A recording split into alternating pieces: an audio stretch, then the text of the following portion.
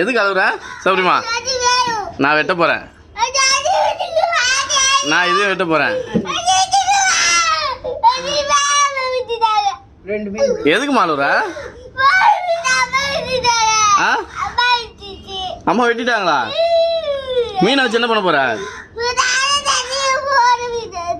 தண்ணியில் போட போறியா? ஆமா வெட்டுங்கம்மா வெட்டுங்கம்மா. ஒன்று எடுத்து வெட்டுங்களா? ஏமாம்மா அந்த இது வாழை இருக்கிறது வெட்டுங்களா?